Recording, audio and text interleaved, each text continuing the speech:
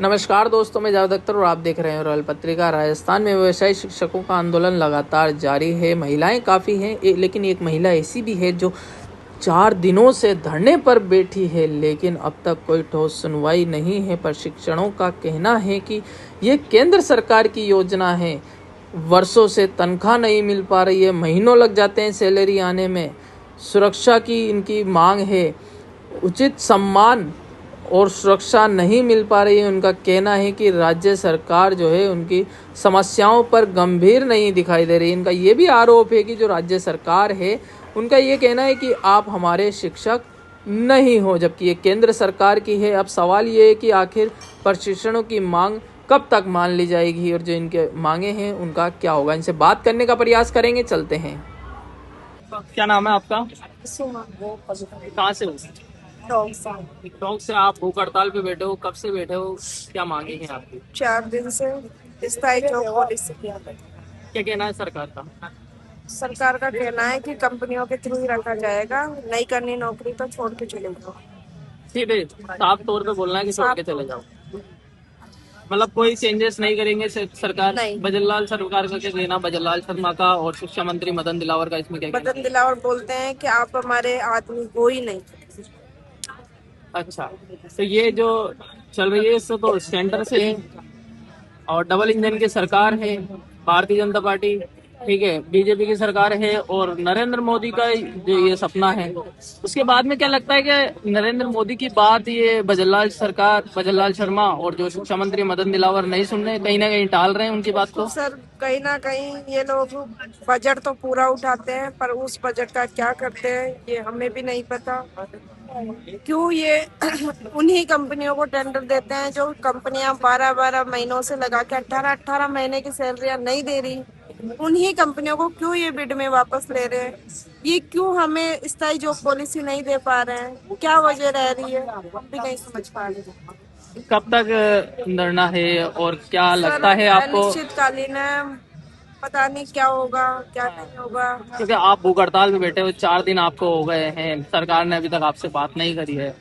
कई लोग हैं जो अभी भूख हड़ताल पे बैठे, जैसे अभी दिल्ली में भी अनशन चला और अभी राजस्थान यूनिवर्सिटी के जो छात्र हैं वो भी कई लंबे समय से जो भूख हड़ताल पे बैठे हैं, 15-15, 16-16 दिन उनको हो गए हैं, उनसे भी सरकार बात नहीं कर रही है। तो क्या लगता है, क्या तानाशाह हो चुकी है पता सरकार? नहीं सर, मुझे भी ऐसा ही लगता है। हमारे यहाँ पे डबल इंजन की सरकार होते हुए भी सरकार इतनी तानाशाह है, जबकि आप हरियाणा को देखो, पंजाब को देखो, छत्तीसगढ़ को देखो, उड़ीसा को देखो। दिल्ली में रेखा गुप्ता ने आते ही व्यवसाय शिक्षकों की सैलरी में वृद्धि करी। दिल्ली में रेखा गुप्ता की आप बात कर रहे हो, वो एक महिला है। यहाँ पर भी उप मुख्यमंत्री जो है वो भी एक महिलाएं हैं, तो सर क्यों वित्त आप? मंत्री घोषणा करी, लेकिन घोषणा सिर्फ कागजों में हुई है।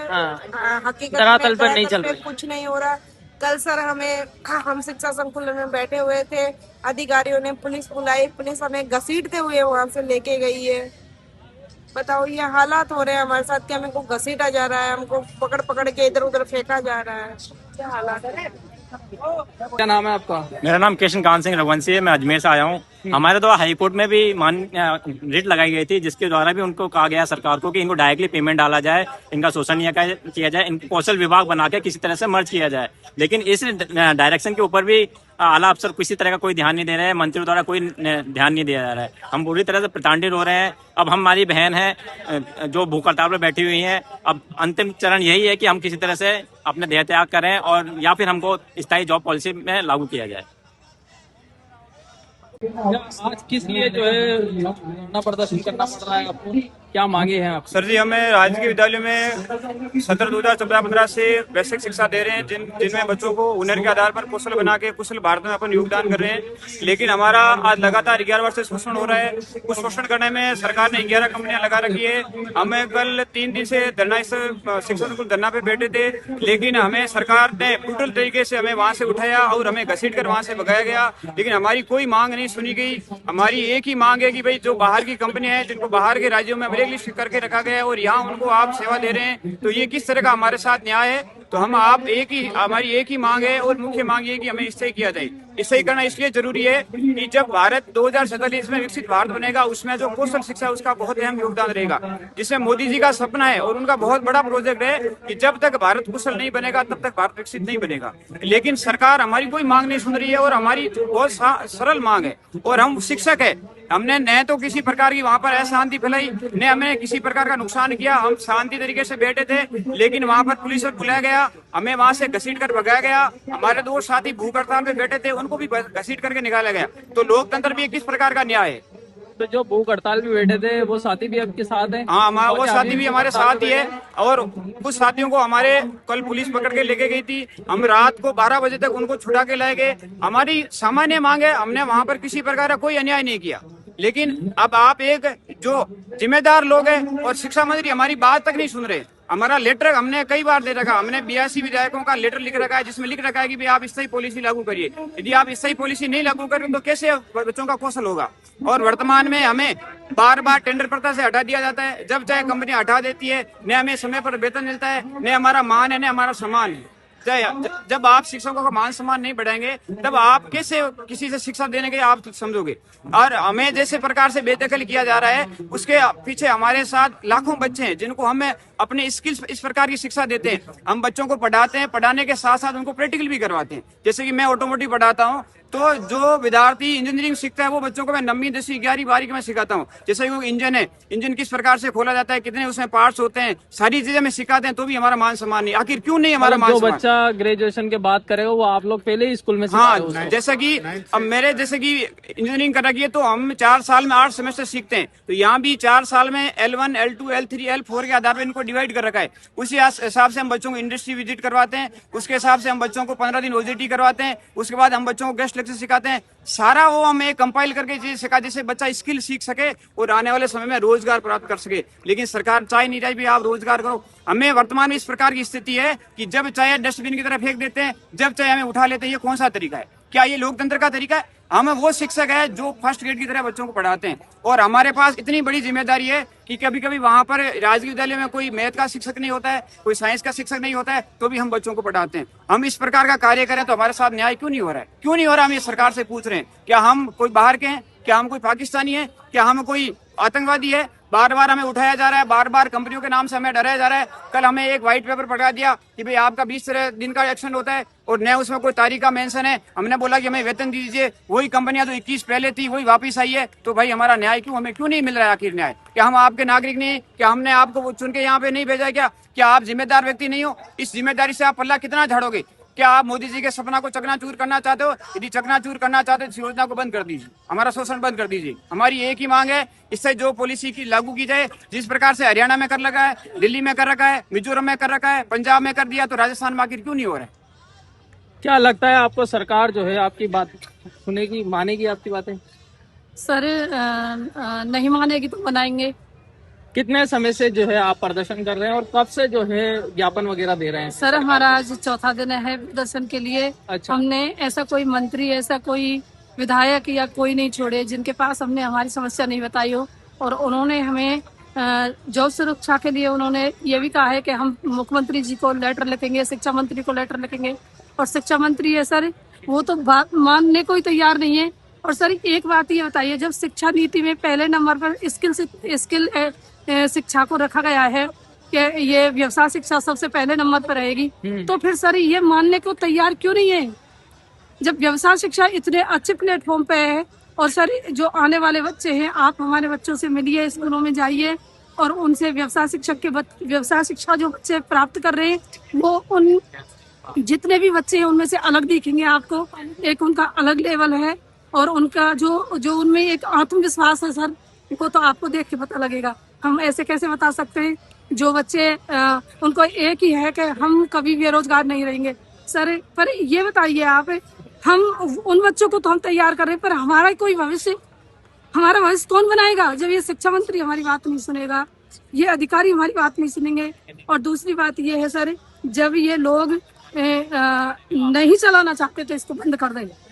हम इससे भी खुश हैं क्योंकि हमने 10-12 साल दिए, कोई नहीं, हम समाज सेवा के लिए लगा देंगे उन पैसों के। अभी हमारे किसी के 14 महीने की सैलरी बकाई है, किसी की 12 महीने की सैलरी बकाई है। पहली कंपनियां कुछ हमारी सैलरी लेके भग गई हैं, तो सर ये जो 14 महीने की सैलरी पाई है, क्या ये सैलरी दिलवाएंगे उन कंपनियों से? सरकारी है या कंपनियां जो पैसे लेके भाग गई है, कितने समय से जो है सैलरी बकाया है आप लोगों की, थोड़ा सा वो बताइए। सर ये भारत सरकार की महत्वाकांक्षी योजना है हाँ। जो जिसपे राजस्थान सरकार बिल्कुल लीलापोती कर रही है। अपनी चहेती कंपनियों को ठेका देती है और फिर उन चहेती कंपनियों से शोषण करवाती है। कई सारी ऐसी कंपनियां हैं, जैसे मैं नाम दूं, बीएबल है और एपटेक है, जो एक एक दो दो साल की सैलरी लेके गायब हो गई है। सरकार हमें ये जवाब देती है कि आप कर्मचारी को एम्प्लॉय हो, कंपनी हमको बोलती है कि आप राज्य सरकार के पास जाओ सैलरी लेने, तो हम बीच के एक तरीके से दर बदर हो गए हैं। मतलब आपको इधर से उधर भटकाया जा रहा है। बिल्कुल भटकाया जा रहा है। और सैलरी के नाम पे जब हम इकट्ठा होते हैं, बात रखते हैं, तो सरकार हमको ये कह देती है कि आप हमारे कर्मचारी नहीं हो। कंपनियां बोल देती हैं कि सरकार हमको फंड नहीं दे रही है। तो फंड जा कहाँ रहा है? जब प्रधानमंत्री जी करोड़ों अरबों रुपए का फंड राजस्थान सरकार में दे रहे हैं, अच्छी अच्छी स्किल्स लैब डेवलप कर रखी है, तो केवल एक वोकेशनल शिक्षक के लिए आप ये काम नहीं कर सकते कि इनको स्थायी तरीके से नियोजित करके इनको लगाया जा सके। हरियाणा सरकार में कर दिया, सब्जेक्ट कर दिया, लेकिन 20-20, 22-22 महीने की सैलरी अगर बकाया रखे कोई व्यक्ति, कैसे काम करेगा? ये एक विचारणीय बिंदु है। ये एक छोटे सामान्य आदमी की बात है। और यहाँ पे एनईपी न्यू एजुकेशन पॉलिसी बनाते समय आईएएस लेवल के अधिकारी बैठे हैं, उनको ये चीजें समझ में नहीं आई, तो मुझे नहीं लगता है कि ये कोई विकास की बात हो रही है। लोकतंत्र की एक सरेआम सत्य है। भजन लाल शर्मा तो कहते हैं हम जो है शिक्षा दे रहे हैं, रोजगार दे रहे हैं, तो क्या क्या लगता है आपको इस मामले को? क्योंकि भजन लाल शर्मा का ये है कि हर व्यक्ति जो है वो शिक्षित होना चाहिए और हर व्यक्ति के पास में अपनी जॉब होनी चाहिए, और वहीं आपका कहना है कि आप स्कूल टाइम में ही वो जो चीज सिखा रहे हो, जो बच्चा ग्रेजुएशन के बाद में सीखता है, तो उसके बाद में भी सरकार आखिर क्यों नहीं सुन रही है? सर सीधी बात ये है कि केंद्र सरकार का इस प्रोजेक्ट का मिशन और विजन बहुत तो शानदार है। क्या प्रधानमंत्री की बात नहीं सुन रहे भजन बिल्कुल लाल शर्मा? इनडायरेक्टली यही बात है। राजस्थान सरकार, जो भारत सरकार का जो प्रोजेक्ट है वोकेशनलाइज हायर सेकेंडरी, उस पर बिल्कुल लीलापोती कर रही है। अपनी चहेती कंपनियों को ठेका देती है, उससे शोषण करवा रही है, और इन जो जितने भी साथी बैठे हैं उनके कहीं ना कहीं सैलरी बकाया चल रही है। इनको टेंडर के नाम पे बार बार घर बिठा दिया जाता है, साल भर का पैसा उठा लिया जाता है, और इनको 8 से 6 महीने इस तरीके के केवल काम करवाते हैं, उसमें भी समय पे वेतन नहीं है। कुल मिला के सारी बातों का निचोड़ यही है कि एक हमको स्थायी पॉलिसी चाहिए, जैसे हरियाणा में कर रखा है, जैसे अन्य राज्यों की तरह असम में कर रखा है, दिल्ली के अंदर अभी वोकेशनल ट्रेनर की 35,000 सैलरी है, और यहाँ पे मुश्किल से कट पीट के किसी की 15,000 आ रही है, किसी की 14,000 आ रही है, वो भी उसमें भी समय बहुत ज्यादा लग रहा है। क्या नाम है आपका? कहाँ से? रामनारायण सिंह रावत, कहाँ से है? अजमेर जिला, राजस्थान। तो ये जितने भी लोग आए हैं, क्या पूरे राजस्थान से? ये पूरे सकल राजस्थान से पधारे हैं, और दूर दूर कोने से आए। कोई डूंगरपुर से आया है जयपुर के अंदर, तो इधर अलवर से आया है, कोई भरतपुर से आया है, मैम आप धौलपुर से आए हैं। कई सारे साथी हैं जो बहुत ज्यादा प्रताड़ित हैं। हम अगर सरकार लीलापोती करना चाहती है, तो मैं वही बात कहूंगा कि आप इस प्रोजेक्ट को बंद कर दें, ताकि भारत जनता का जो पैसा है उसका सही